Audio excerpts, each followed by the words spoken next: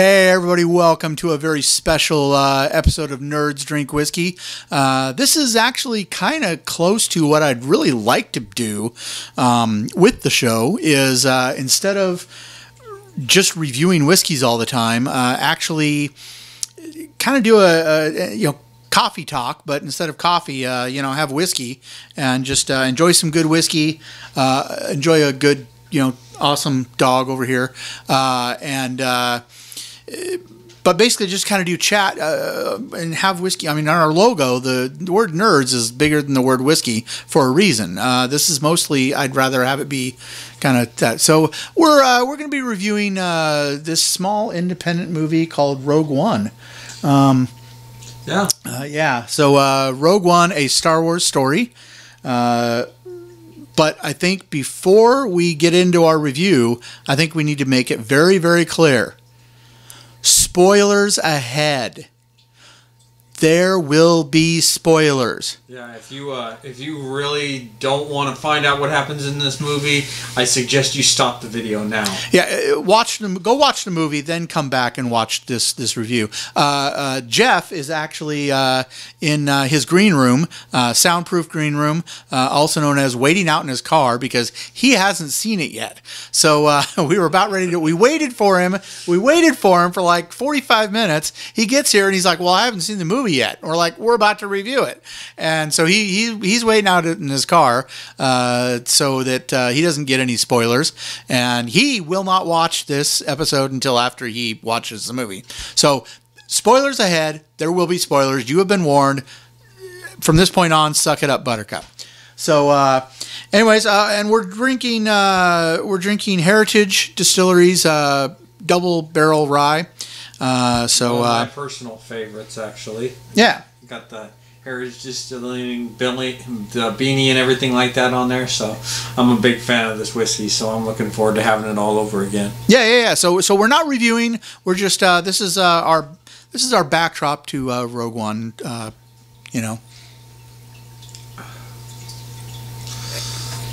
So what'd you think of the movie, Mark? I'd say it was better than I was more impressed with it than Force Awakens, because Force Awakens was pretty much, it was too much of a rehash of A New Hope. Now let me make something very clear. A lot of people like to say that the prequels were the worst of the Star Wars movies. I'm one of those people that kind of agree with that. I would like to crush that with one phrase, 3 words. Actually, 4 words, I think. Star Wars Christmas Special. I'm sorry. The prequel, if you go on YouTube, it's on YouTube. Usually you can find it somewhere. The Star Wars Christmas Special. Lucasfilm has worked very hard at trying to bury it, but this is the internet. It keeps popping up. The prequels were not as bad as the Star Wars Christmas Special. So they were probably as bad as the Ewok movies. Oh. Yeah, I don't know if you ever saw the Ewok movies. No. Okay, yeah. I didn't see them myself. But anyway, yeah. Rogue One was. I mean, it was very impressive for a lot of reasons. Shall we just get it over with and say it right here? One of the things that I did like about it was they made it very clear there will not be a Rogue 2. That's very There true. will not be a continuation of these characters' lives, because every main character of this movie dies. They're all dead. And now there's the blind guy. The blind guy did. I don't know what the proper pronunciation of his name is. You got the cheat sheet right there. Inway. Okay, and so Inway, and then his partner. I thought his partner. Yeah, I thought his partner survived, but this guy corrected me and said no, he got blown to bits. So everybody dies. And one thing I was really impressed, I heard a lot of stories about, what is his name? K2, or as they just call him in the movie, K. Yeah, K2SO. Yeah, voiced by Alan Tudyk from Firefly and Con Man. I kept hearing rumors that he was supposed to be Jar Jar Binks too, and he was not at all Jar Jar Binks. Imagine basically like if C-3PO was less of a drama queen and more of kind of a very kind of a nihilist, you know, a little bit of a nihilist, a very dark sense of humor. Yeah. He goes to what's called the gallows humor constantly. They say at one point that the reason he does that is he has no filter on his speech. Basically, whatever goes through his circuits comes out his mouth. And if you like a dark sense of humor, you'll find it funny. If you don't like a dark sense of humor, you're going to find him a little morbid. So, which I liked him. So, yeah. I personally thought he was just a bit of a robotic badass. Yeah. He just, he sat there and it was funny. He made a what was it, a line real early in the movie, like, she gets a blaster and why don't I? Yeah, and yeah. It's really funny. I mean, for being a robot, for being a droid, he's wanting a blaster, like right off the bat. Sitting there asking, like, do you really want me to tell you exactly the probability that the main character is going to turn this on you? Yep. Speaking of the blaster, and it's just, dude, it was absolutely hilarious. Because she probably will. Yeah. It was hilarious. And I'm wondering if one of the reasons why they had him just be a voice on this is I'm wondering if we might see Alan Tudyk come by as a real character in one of the Saga episodes. Because the way Disney's planned it is they're going to do a standalone, and then the next year they'll do a Saga episode, and then a standalone, and then a Saga episode, standalone Saga episode. So we've got, I think, a Saga. I don't know if they've come up with a name for it yet, but a Saga episode next Christmas, and then there'll be the Han Solo standalone, and then another Saga. And then another standalone of some sort. I've heard rumors of a Yoda standalone. So, but anyways, I really loved it. I think it's, prequels don't have to suck now. I think it's proof that you can do a prequel and have it not suck. I think all the deaths were brilliantly done. And I think it was good that they killed them off and made it clear that no, we're not going to milk this. This isn't everything doesn't have to be milking a dead cow. Everything doesn't have to be milked to death. We've developed these wonderful, beautiful characters who you're going to fall in love with, and then we're going to kind of do a little Firefly. We're going to do a little bit of Joss Whedon here, a little George R.R. Martin, and we're gonna reach deep in and rip your heart out of your chest. So it was all beautifully done, beautifully acted. The biggest surprise is seeing Grand Tarkin and seeing Mon Mothma, and then at the end, spoiler alerts throughout this whole thing.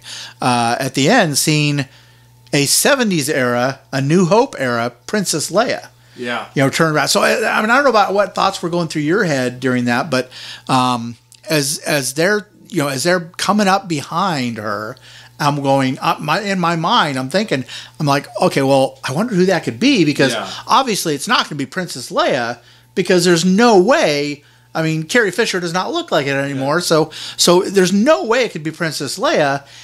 And then all of a sudden she turns around, we're like, oh my God, it's Princess Leia. I saw the look on your face, and I just couldn't believe it. I was like, dude, wait a minute. No, this can't be happening, because we're talking about Princess Leia. Carrie Fisher has got to be like 75-something years old at this point. Well, maybe I think 60s. But I think still, she's I seen her on talk shows like 2 weeks ago, and she does not look 20-something. No, yeah, she looked like she was 20-something in this movie. Yeah. So, but they found young actors and actresses to play those parts. And then they had, basically all they cared about was like, do you have the bone structure? And then they digitally enhanced. I think they digitally enhanced the voices as well as the the physical. Basically, they took somebody that had the same bone structure and then digitally painted the face to make it be that person. Yeah. But there's dead people in the movie, and there's actors who were dead who played in this movie basically, and that was so beautifully done, and because you're sitting there, you're going, Peter Cushing is dead.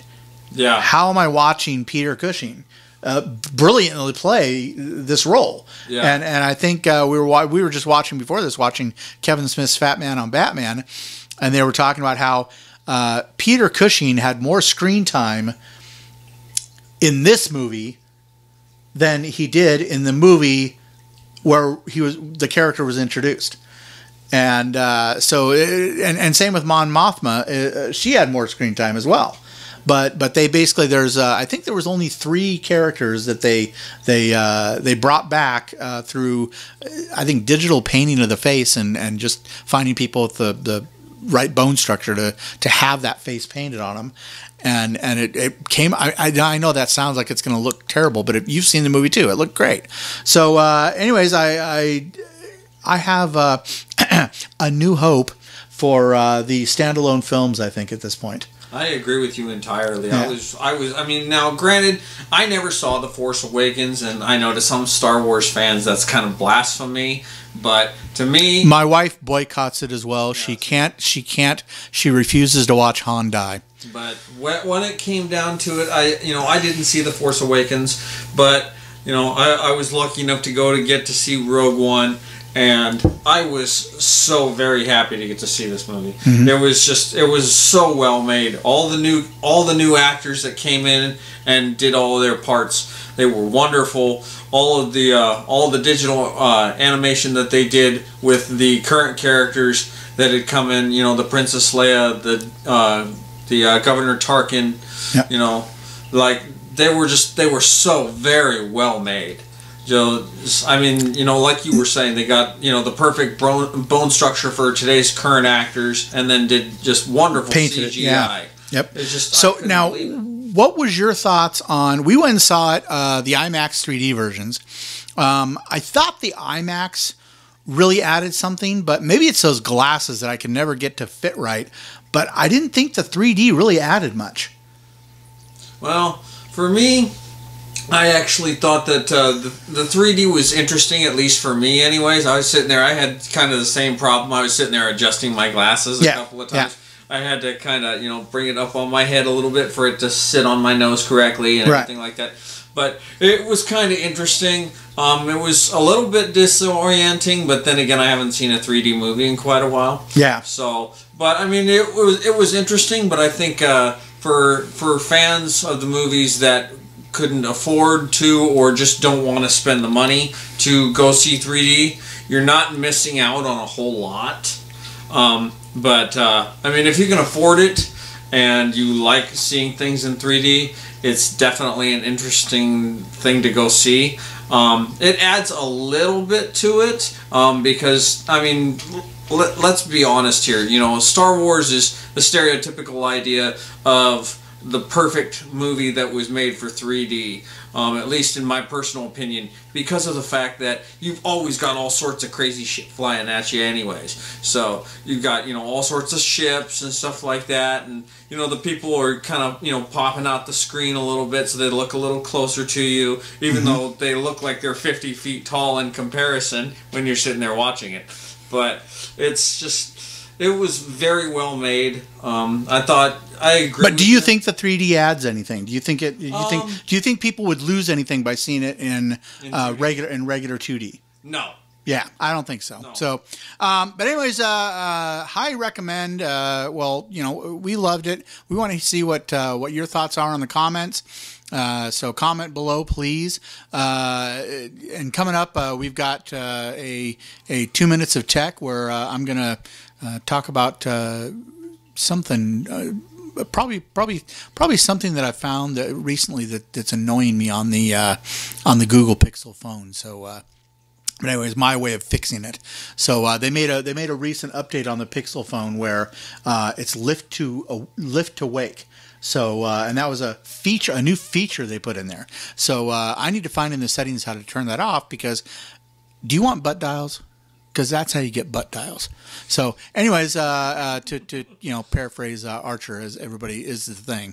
But I think that's going to be our 2 minutes of tech, is showing how to basically kill the lift to wake thing, because that's horrible. But anyways, any final thoughts on Rogue One?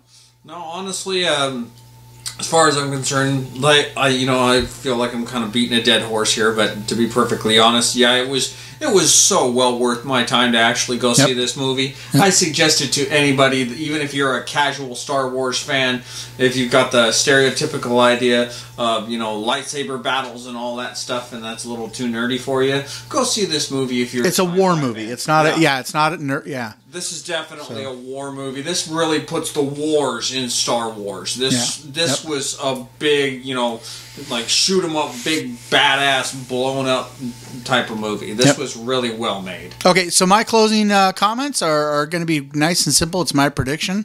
I predict that this is going to do less box office than A Force Awakens. However, the hardcore Star Wars fans are going to like it better. So this is going to please the hardcore fans, but actually do less at the box office. It's still going to do ridiculous at the box office, just not as much. But anyways, that's our review of Rogue One. Please, by all means, comment and comment below, and we'll probably maybe use some of your comments later on in another episode. And anyways, see you next week for Nerds Drink Whiskey.